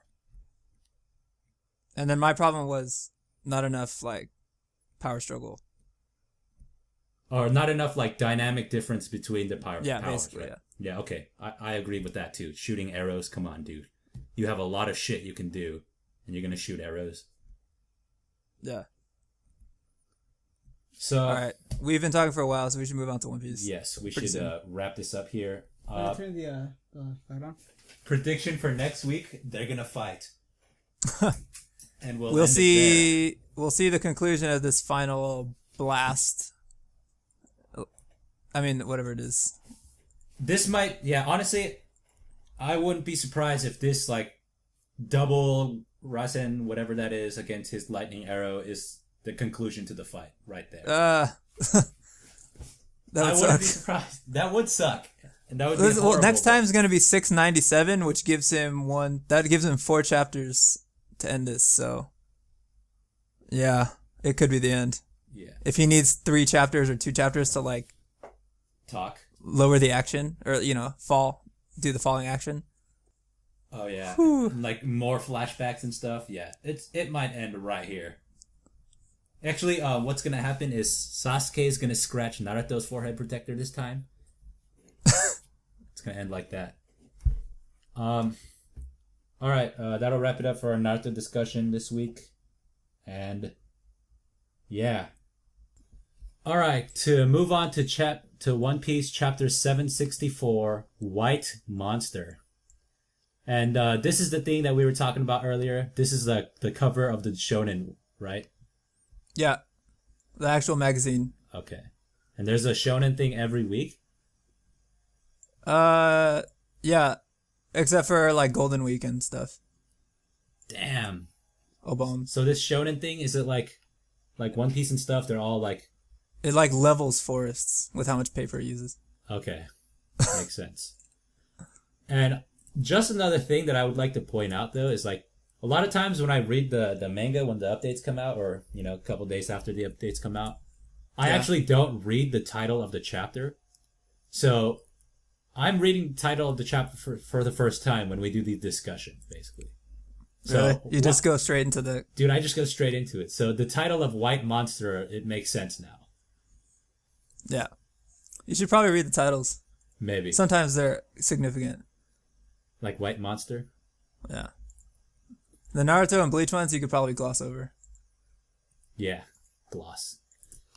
All right, so... Oh, yeah, another talking point. What's his face? Rocinante has a devil fruit power of silence. Yeah, that's So, right. a quick go over the chapter.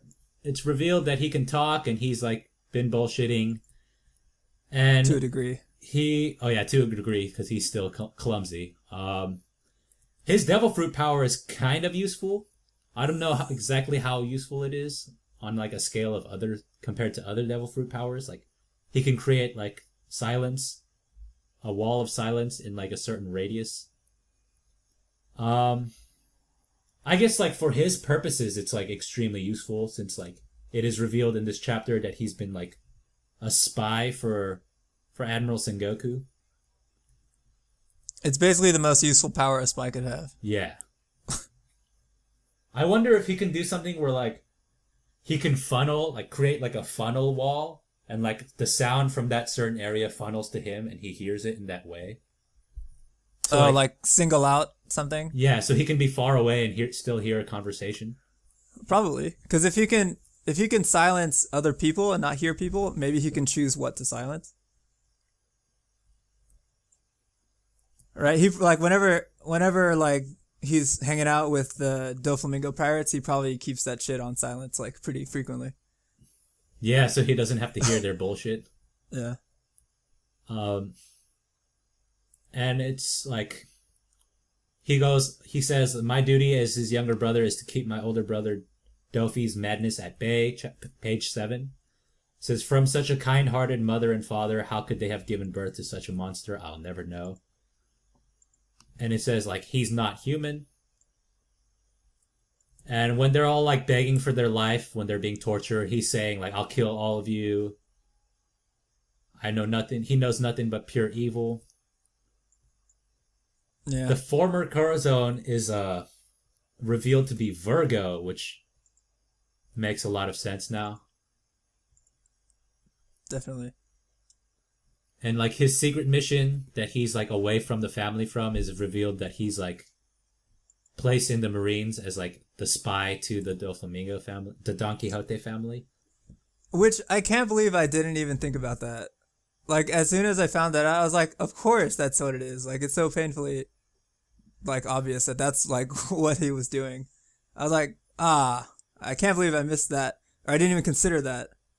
We're all like, oh, maybe he's just kind of playing the dumb one, or he actually. I was like, he likes his brother, and he's kind of just putting on this facade because he knows his brother's an ass, but he can't do anything about it. I was like, damn, I should have thought of this. Dude, honestly, I was not expecting this at all. This is Me out too. of nowhere. Which is why I was like, I should have at least tried to think about it like this. And he explains the fated family of D, and it says, in the society that I come from, Tenryubito, he says the children are told bad kids will get eaten by D. And like anytime someone of the D family makes a name for themselves, like all the elders and people in the Tenryubito society like groan and they all like complain about it, that D will surely bring with them another storm. So this like kind of shakes up what my my like understanding of D was like, but also like solidifies it as like, and like I guess like the One Piece universe as a whole, like it's kind of like the struggle between the D and like the Tenryubito. Yeah, at the end of the day. And it says like he calls them like God's natural enemy, and the Tenryubito considered themselves to be God, so like natural enemy to the Tenryubito. And like the D bring them another storm, so like maybe the One Piece is related to the Tenryubito in some way, like Goldie Roger getting One Piece was like something that like fucked with the Tenryubito in like a huge way. Yeah, I mean, yeah, it could be. I bet there's got to be something insane about that treasure. It's probably not like monetary value, like at all. It's probably there might be some of that, but yeah, you could probably sell it to someone for like a shitload of money, and that's like the monetary value. But I'm pretty sure the actual value is like moving worlds. Yeah. And Law totally like punks Corazon here. In the trash. So we move on and then like what's his face? Corazon's like, shit, I should never have revealed myself to Law, like I shouldn't have trusted him. That was like, because that's kind of like his whole trump card. Like he told his like entire thing. Wait, he was like, yeah, he trusted Law. He didn't tell him about the Marine thing. So I guess he didn't tell him the whole thing, but that would have been really stupid. Yeah, but once like I'm a Marine, get out of here. But once what's his face? Like Doflamingo finds out that Corazon's been keeping that a secret and can use like silence powers, and he'll start asking more questions anyway, so it's like the ultimate gamble as it is. Does. And he doesn't tell him because he owes him a debt, because what's his face? Corazon didn't tell him about getting stabbed. And then Corazon grabs what's his face? Law, and they escape on this little boat. Okay, does anyone else notice that like there's like labels on everything? Like the trash can that Law throws Corazon into on page 12 is labeled dust. And like the little boat that they're on when like Corazon basically on page 12 when he tries to kick him and Law uses his weight against him and throws him into the trash can, it's labeled dust. Oh. And then like the little boat that they're escaping on, the sail is labeled rescue. I don't know, some moot point, I guess. In Japan, a lot of trash cans are called dust boxes. Dust boxes, like yeah, I've noticed. Like it's at least here where I live, yeah. It means trash can. It says dust box though. Like translated dust box, right? I guess maybe they just thought dust box was better. All right. And then he says, I'm going to heal your illness. We're going to go to every hospital in the world. He uses like a code word, muffins, bagels.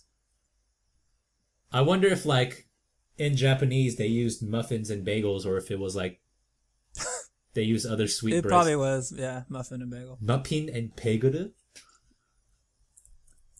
Muffin. Muffin. Mapping? Muffins. His secret contact is Marine HQ Admiral Sengoku. He's talking about the family, how it's getting out of hand. He's saying he's trying his hardest to make sure other like kids don't join, or he tries to like kick the kids out. Oh, and he is a Marine. He's Commander Don Quixote Rocinante. I thought he was just like an agent, but... Wait, what? Yeah, it says right here, page 16. It says, Admiral Sengoku, it's a transfer applicant you talked to yesterday. Yes, enter. And he's like looking at a file. I totally glossed over that. The file says Commander Don Quixote Rocinante. And he's like in Marine uniform. You'd think they wouldn't keep tabs on something like that too. Like right there in his box? Like, it's like the first one. Burn all the evidence. I feel like, yeah, they should have, if anything, he would have been completely off the records. kind of like how in, you guys see the movie The Departed? Yeah, I was gonna say that. It's like, this whole setup is like Matt Damon, Leonardo DiCaprio. Or it's the Infernal Affairs. Because that's what The Departed is based off. Or it's The Departed. It's the same screenplay that Scorsese pretty much just took and made his own. But I never watched that movie, so to me, it's The Departed. That's the way it is It's to The the Departed. majority of the U.S., I think. And basically, Doflamingo is Jack Nicholson, which kind of makes sense because Jack Nicholson was kind of fucked up. Well, Jack Nicholson was also an informant. to the Yeah, FBI. so Virgo is like Wahlberg, Yeah. and Rocinante is like Leonardo. No, Virgo is like Matt Damon. Matt Damon, yeah. Wahlberg is... yeah, Wahlberg. Okay, yeah, Wahlberg's- yeah, Wahlberg was yeah. like the good cop. Yeah. So Wahlberg's hilarious. So he's like Matt Damon, and then what would is Sengoku's Garth can be just Wahlberg. he's like has nothing to do with the story. And I would like to point out that Virgo has a piece of egg on his face. Yeah, typical. That hairstyle too, man. I actually know a guy. that Yeah, has this that is gonna be hairstyle. fucking insane. Yeah. Just because whenever I think about The Departed, it like conjures those memories of just like, I don't know, that movie was really suspenseful for me, and like Lots of paranoia. Yeah. Yeah. like what's gonna happen is Corazone's gonna like he's gonna find out about Virgo. He's gonna be like, all right, I got you, motherfucker. They're gonna go down an elevator. As soon as Corazon walks out, he's gonna get like shot right in the face. And Oh Christ. that's what's gonna happen. Okay, spoiler alert.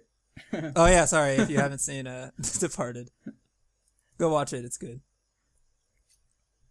Well, I mean, we already know he's gonna die, Dude, So. I think Yeah, Corazone's but I gonna know. die like an extremely like hopeless death. Like he's gonna have like a shitload of information. Like, oh my god, like if only I could get this to Sengoku right now, you know? Or to Law, or maybe he entrusts it to Law, Yeah. but Law doesn't understand it. Or I bet you something. Law knows everything. Like, and Law like like him right now in real life. His grudge is like, damn, like all this shit happened. Like, Oh, you know what would be really, what would be terrible is if Law could do something like so maybe like Rocinante passes off like the vital information to Law, and Law could do something while like Rocinante is like about to get executed by Doflamingo.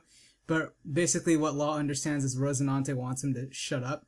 Oh, dude, what if he tries to talk and Rocinante uses his powers around his mouth?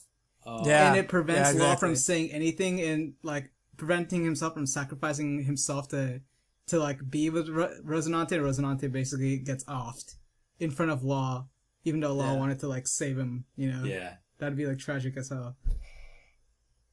Damn. You know what's kind of funny is like Doflamingo, right? I don't know if you said it, but at the end of the chapter, Doflamingo calls Corazon. Is he like expecting Corazon to answer? Like Corazon's fucking Well, mute. okay, maybe if he knows that he's a liar, then maybe Ah. I don't know how he would know that. I think maybe he's just maybe Virgo already got the information, and Oda's like shady. Oda's speeding up the progress of the plot really fast. Yeah, because I feel like that, like, him showing the drawer with, like, the paper and the Commander Don Quixote Rocinante is, like, significant, and like, Virgo's infiltration of the Marines is significant, and that, like, Virgo's the one that rats him out, like, or that figures him out. I don't understand why they Which is even answered this phone. Why did they answer it? They haven't been answering it, right? yeah. So yeah, so I mean, it's because Rocinante wouldn't answer it because I guess he would answer just to listen, right? I guess. But then, I mean, I know they have video Den Mushis, but I don't think that one is. Yeah. yeah. Well, they don't know who's calling before they answer. And what if it was what's his face? A Law answered, right? No, it was Koroson that answered, and maybe he answered thinking it was Sengoku. Oh, maybe. And like this is like the private line between Sengoku and So he's at the Koroson. headquarters. But I mean, like, if you look at the Denden Mushi there, it's like it looks yeah. like it's Doflamingo's. No, it's definitely Doflamingo. Yeah. So maybe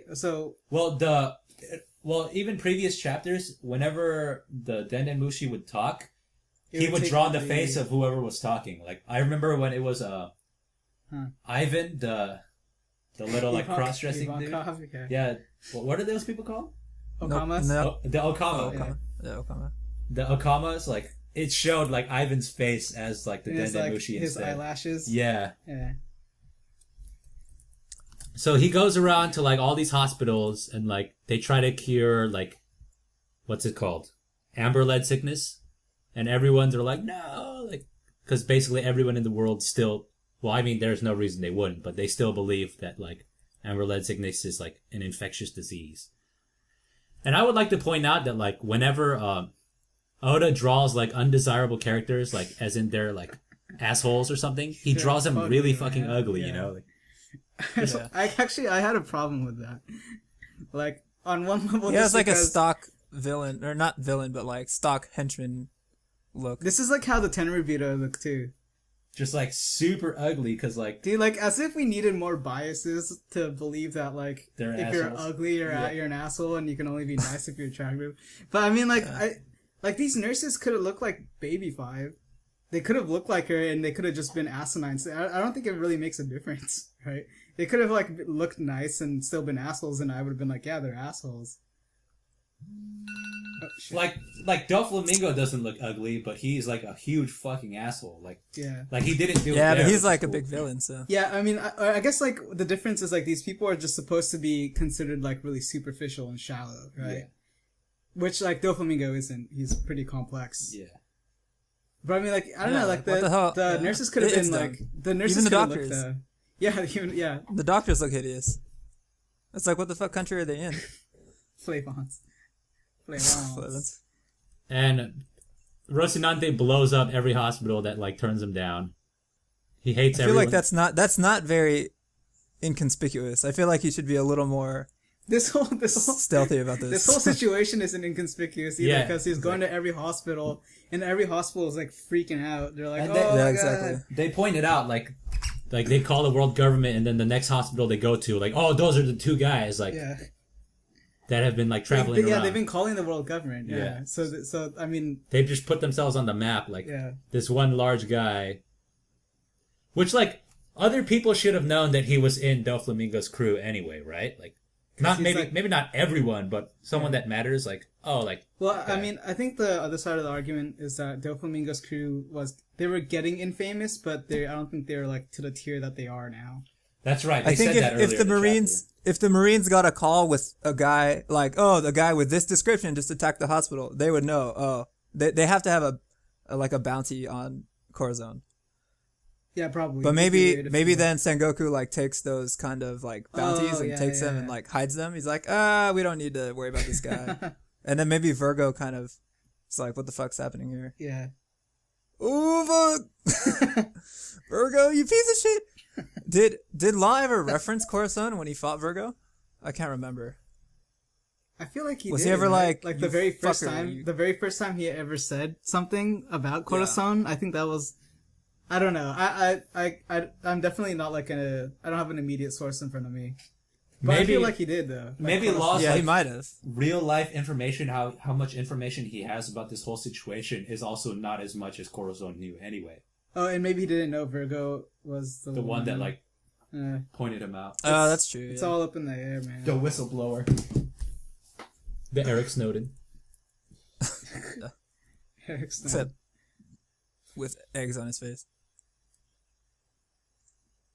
I wonder at what point, like, Corazon even managed to enlist in the Marines without, Don Quixote or Doflamingo realizing it. Yeah, that's crazy. Like, to be a commander that is trusted enough to be put on this. Well, I mean, I guess like he was put on the mission more so because he's his brother than because he's like a worthy like Marine for it. Or how did he even prove himself like to not be a double spy the way Virgo is? Right? That's true. Because they would just be like, no, fuck you. You're just trying to spy for Doflamingo. Like it could have been like it could have been like a what's his name, Commissioner Gordon situation. Like after maybe as kids they were taken in by the Marines, like, and then Gordon was like, oh here, and then Doflamingo was the asshole. He's like, get away from me, you pleb. Yeah, and then maybe he saw like a bright light in what do you call it? In fucking Rocinante. Corzon. Yeah, that's a good. I like that. That probably is what happened, right? Like they probably survived, and the Marines were like, "Oh shit, these guys are Terrorvito." And I would like to point out though that there is a chance that Corazon wasn't with Doflamingo this entire time because Virgo was the first Corazon, not Rocinante. Oh yeah, true that. But then I wonder, like, you would think Doflamingo would be really suspicious. Like, where's my brother? Like, what's he doing? Mm-hmm. If he was like in the care of the Marines, then maybe he would have been suspicious. Yeah, probably. Who knows? Maybe. But however he did it, the fruit definitely helped him a lot. Damn, that fruit is like sneaky, dude. It is. No combat use, but sneaky. There could be combat use. Yeah, dude. If you're like an assassin, that'd be like the most useful thing ever. Like you would like put a knife to someone's throat and then have the silent fruit like active around their mouth. Because or like just around them as a whole, so like you don't hear stabbing, you don't hear gushing. Yeah. You would never need like a silencer for a gun or something. Yeah. Just like put the aura around the gun.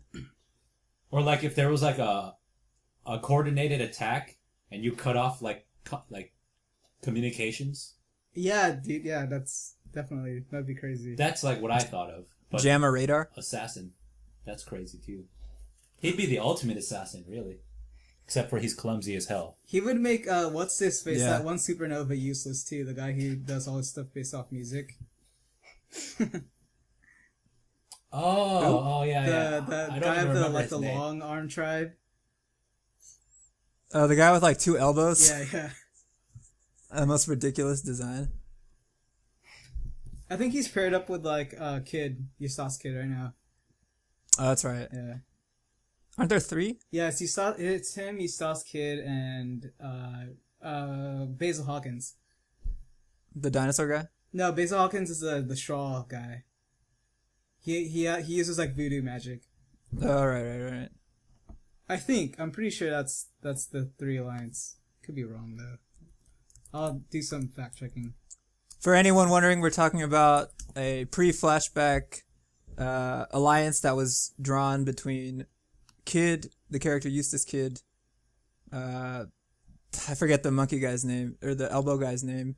And wasn't it but there was an alliance between 3 supernovas, basically. I want to see the supernovas matter. Like, big time. Yeah, I think they will. Okay, yeah, so it's Scratchman Apu, that's his name. Yeah, Scratchman Apu. Yeah, so the alliance is between him, Scratchman Apu, and Basil Hawkins. Basil Hawkins. Yeah. Is Basil Hawkins the guy that like determines your fate or whatever? Like, I remember he had like tarot cards. Yeah, he had tarot cards, and I remember he was the guy who was like, no matter how many times I do the tarot card thing, Luffy D Monkey won't die or something, or like his thing won't become like. Oh really? Yeah, like there's no assurance of his death during the war arc. Yeah. Yeah. Which is like a pretty useful, like it's not even his devil fruit, because I think his devil fruit is like he can turn into a straw man, and like he can like take people's hairs and like I think imbue it to himself, and so when he dies, it's not him that takes the damage, it's someone else. Really? Yeah, because basically like, voodoo. Yeah, because it's like when he was fighting Kizaru, he kept on getting shot, and instead of him dying, it was like random people like who were running away. Jesus, man, that's fucked. So he had like 12. I remember what it was like. He kept on dying, and Kizaru was like, what the hell's going on here? And I think Basil Hawkins was like, oh man, I only have like 5 more people that can die before me, which was like super like dark. Yeah. But I mean, like, he could, like, take, like, it could be, like, mandatory where it's like, okay, if you want to join my crew, you have to give me, like, one of your hairs or something. Oh, man, that's fun. So, like, you Shady. kill your whole crew before it kills you. That's, like, the most dick crew ever. Yeah, pretty much. I don't want to join your crew. Fuck you. And what's the significance of him calling him Kora-san? Just because it's Is that like an endearment term? I think, yeah, the san is, like, a term of endearment. I think that just kind of, I don't know, denotes like friendliness, right? Yeah. I mean, it like doesn't- once you shorten have- someone's name. Yeah, it doesn't have to be, but yeah, under the context of like how he was treating him, suddenly calling him son is kind of like saying, yeah, it's a term of endearment, I would say.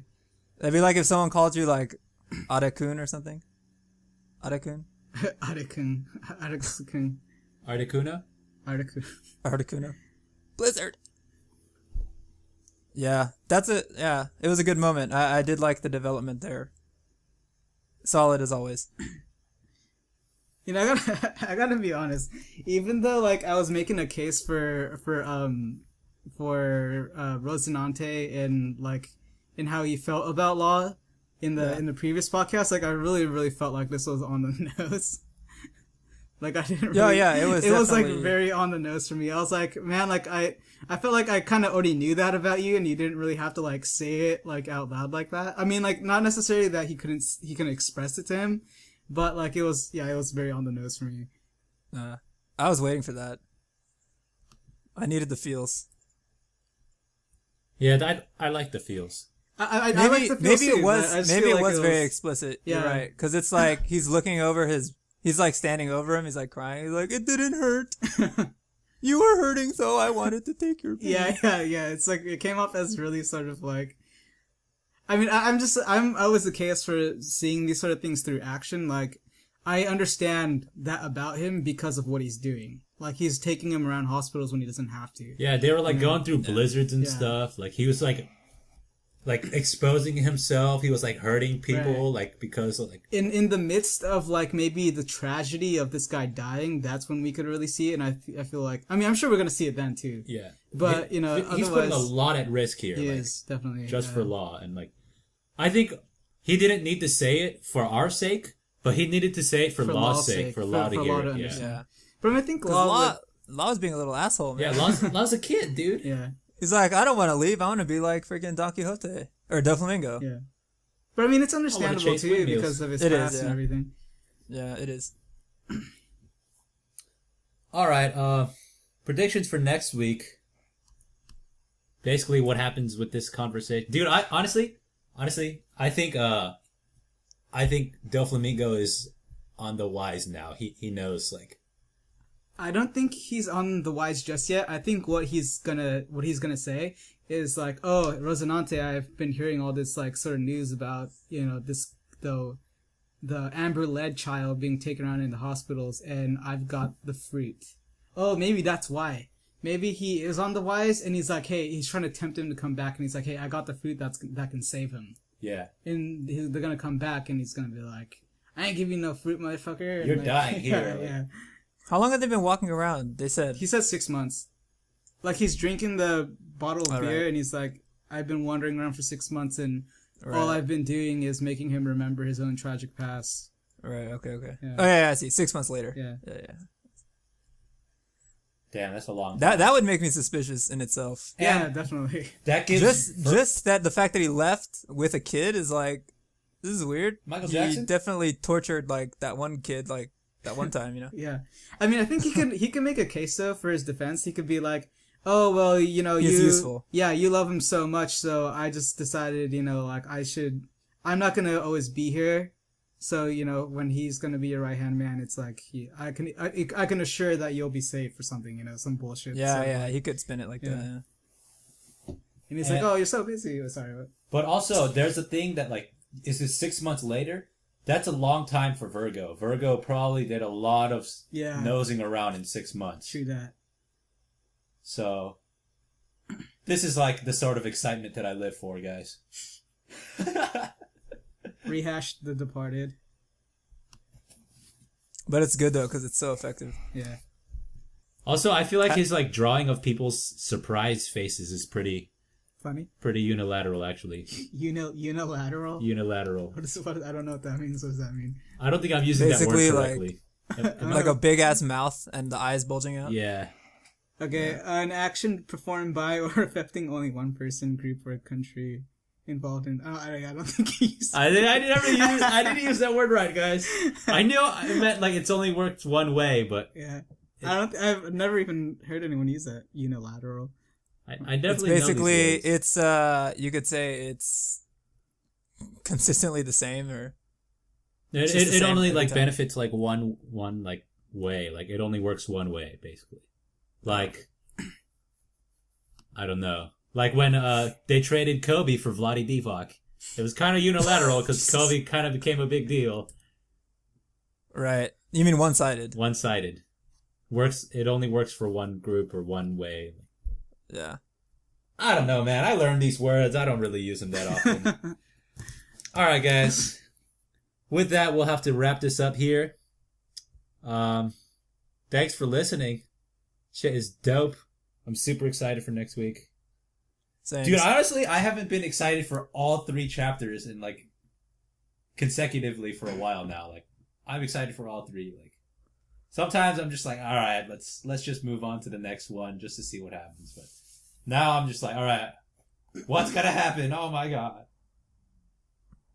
Yeah, the excitement is built in to Naruto naturally.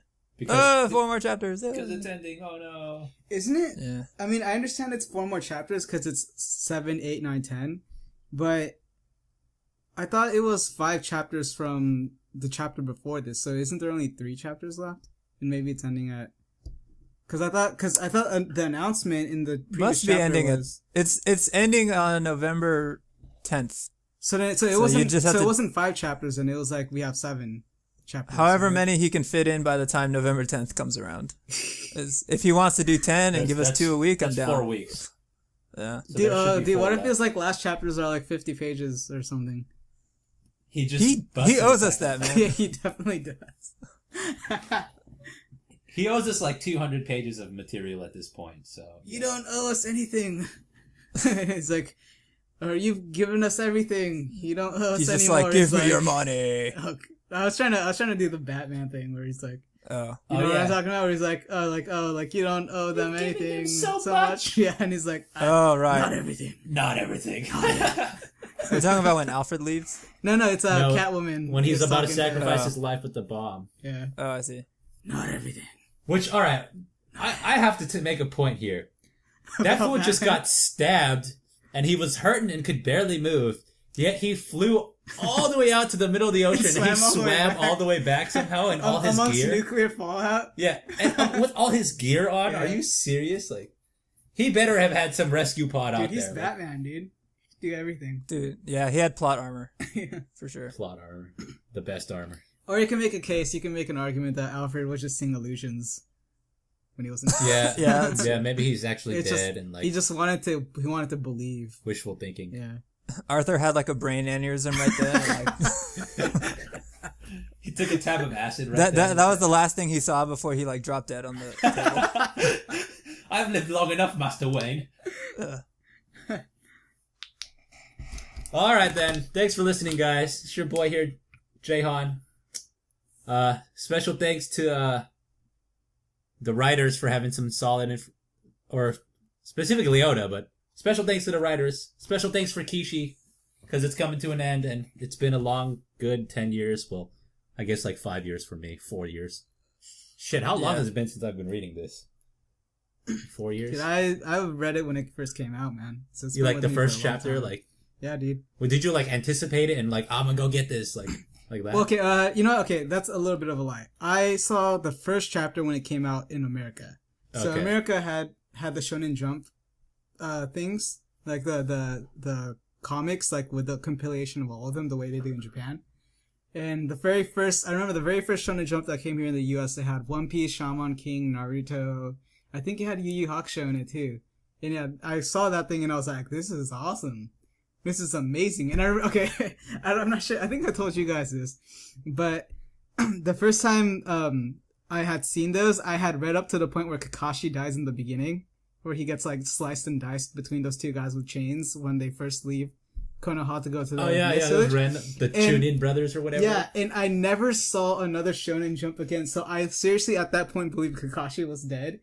And that wasn't until I went to Japan like a few years later, and I was like, whoa, there's like volumes of these things. Like they had gotten to I think like 12 by the time I'd gotten there, and I was like, oh, Kakashi's not dead. That makes sense, because he died way too fast. Yeah. But yeah, I don't know. Just a side note, funny Naruto reminiscent. I guess it deserves it too. But. For me, I started basically when it was like way past Shippuden already. So like I read a shitload all at once. Yeah. So damn, dude. Yeah. Rest in peace, Kishi. Rest in peace, Naruto. Early celebration or early funeral. Rest in peace, Kishi. Is like he's dead. He might as well be. He's dead to me. All right. Yeah. All right. Thanks for listening, guys. We'll be here next week. Well, actually, no. I won't be here next week.